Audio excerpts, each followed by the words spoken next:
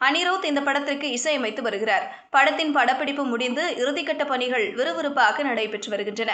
மதராசி திரைப்படம் எப்படி வந்திருக்கிறது என்ற கேள்விக்கு பதிலளித்த முருகதாஸ், கஜினி மாதிரியான ஒரு திரைக்கதையும் துப்பாக்கி மாதிரியான ஒரு ஆக்ஷன் படமாகவும் எடுக்க வேண்டும் என்று முயற்சி செய்திருக்கிறேன்.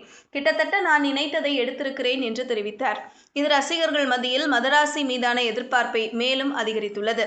சினிமாவுக்கு வருவதற்கு முன் விஜய் டிவியில் இருந்து வந்த சிவகார்த்திகேயனின் வளர்ச்சி குறித்து பேசிய முருகதாஸ், மான் கராத்தே படத்தில் பார்த்தபோது டிவியில் இருந்து வந்த சிவகார்த்திகேயன் சினிமாவில் சாதிக்க வேண்டும் என்று நினைப்பவர்களுக்கு அவர் ஒரு நம்பிக்கை. ஆனால் இப்போது கடந்த 10 வருடங்களில் அதிக வளர்ச்சி கண்டுள்ளார் என்று பாராட்டினார்.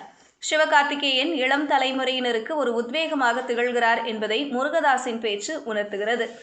சினிமாவில் இருந்து அரசியலுக்கு சென்றுள்ள நடிகர் விஜய் வரும் சட்டமன்ற தேர்தலில் போட்டியிட உள்ள நிலையில் தற்போது அவரின் அரசியல் பேச்சுகள் குறித்து பேசினார் AR முருகதாஸ்.